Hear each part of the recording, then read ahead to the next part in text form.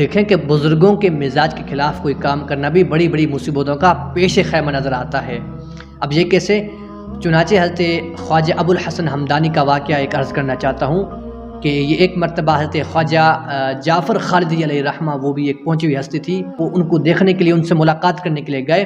تو آپ گھر والوں سے یہ کہہ کر گئے تھے میرے لیے تندور میں مرغی بھون کر تیار رکھی جائے، آپ یہ کہہ کے گئے تھے۔ پھر جب آپ پہنچے وہاں پر، حضرت خواجہ جعفر خالدی علیہ رحمہ نے ان کو حکم دیا کہ تم رات میرے پاس رہو، لیکن ان کا جو ذہن تھا وہ پیچھے مرغی کی طرف تھا کہ مرغی تیار ہے۔ تو پھر آپ نے کوئی ایک بہانہ، خوبصورت بہانہ بنایا، پھر آپ وہاں سے روانہ ہو گئے۔ حضرت خواجہ جعفر کے دل پر یعنی اس کا ملال گزرا، اس کی نحوست کا یہ اثر ہوا کہ جب خواجہ ابو الحسن حمدانی دسترخوان پر مرغی کھانے کے لیے بیٹھے اور ذرا سی غفلت ہوئی کہ ایک کتا گھر میں آ گیا اور مرغی لے کر بھاگا اور اس کو ایک گندی نالی میں ڈال دیا۔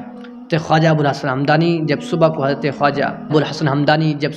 حضرت خواجہ جعفر خالدی کی خدمت میں حاضر ہوئے تو آپ نے ان کو دیکھتے ہی فرمایا کہ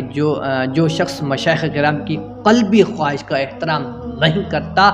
اس پر اسی طرح کی ایک کتا مسلط کر دیا جاتا ہے جو اس کو ایذا دیتا ہے۔ یہ سن کر خواجہ ابو الحسن حمدانی شرم و ندامت سے پانی پانی ہو گئے۔ دیکھیں، بزرگ تو بزرگ ہوتے ہیں،